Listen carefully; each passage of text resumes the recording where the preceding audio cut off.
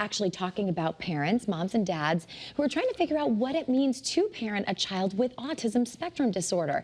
There was a new study that was just released yesterday that reveals it's now 1 in 31 children who've been diagnosed, and that's up from 1 in 36. Some officials are calling it an epidemic, but is that really the case? Dr. Laura Saunders, psychologist at the Institute of Living, is breaking down what the science is saying. Good morning, Doc. How are you? I am well. Happy Thursday, and I'm excited for some nicer weather.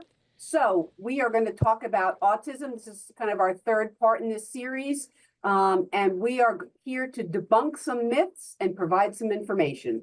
So whenever there are numbers that come out, something I think we all need to consider is the amount of information that we have and the strides that we're making in some of these areas. Is that the case with the increase in autism numbers? Yes, and I want to say pretty clearly, this is not an epidemic. It does not meet the criteria for an epidemic, so please don't buy into that rhetoric. What we do know is that the numbers are increasing, and while that is concerning, there are several factors that may be contributing to that, and one of them is a much greater understanding of autism as a spectrum disorder, and really a deeper dive into what it means and understanding it as a continuum. Mm-hmm. Is it just because, you know, we've got social media, we've got news, we've got we've got 18,000 stations to watch where the news is constant. Is it just because we're getting more people reporting autism?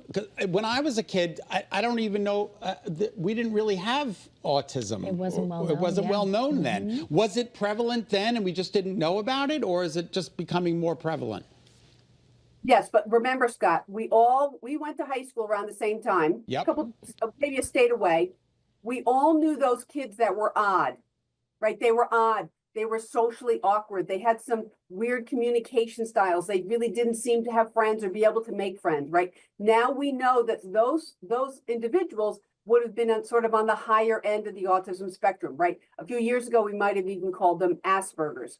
So now we're understanding it as a continuum, and we're pulling away the stigma, right? So instead of just calling someone odd, understanding that they have an autism disorder or an autism spectrum disorder, and that they have deficits in socialization and communication, deficits that can be helped to some degree. We can't wipe it away, but it's just understanding it differently. So they were around, we just looked at them differently.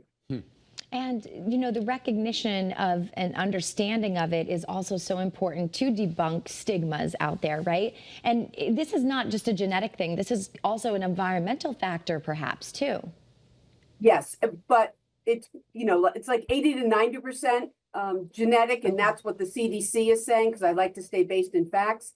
And while there might be some environmental factors that play a role, we don't know yet what those environmental factors are. I want to say very clearly that it has been debunked that vaccines do not cause autism. That is a myth. Do not buy into that. So vaccines do not cause autism. 80 to 90% attributed to genetics. Genetics, that's really, wow. That's really remarkable. Early diagnosis and early behavioral modifications, does that help? Absolutely. The earlier we diagnose something, the better we can intervene and the better we can tailor and target our interventions. The other thing to know is that, you know, in some of these numbers, what's a huge chunk of it is the adults, right? We talked about that last week. Many adults are being diagnosed now that weren't diagnosed in adolescence or childhood, although the symptoms always trace back to then. It's not an adult onset diagnosis. So adults, young adults and adults that get diagnosed add to these statistics, and they're obviously on a different end of the spectrum, probably a higher end of the spectrum. The more impaired someone is, the easier it is to detect it earlier. Okay. And in the past, you know, you couldn't diagnose a person with both autism and ADHD, but once things changed, what did that mean? So we sort of classify those individuals as neurodivergent, right?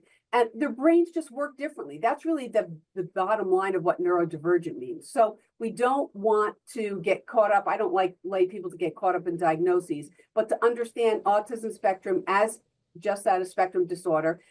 Those individuals are neurodivergent, as are individuals who have an attentional disorder. Their brains work differently. So we just need to find ways to support and love these folks in our lives. In the last 30 seconds, let's drive home the point. Vaccines do not cause autism.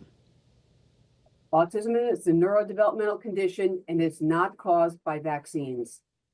Thanks, Doc. Yeah. We appreciate your time and, of course, your attention to this matter. It's been a very interesting series. Yeah, it is. And hopefully it'll help a lot of families out there as well.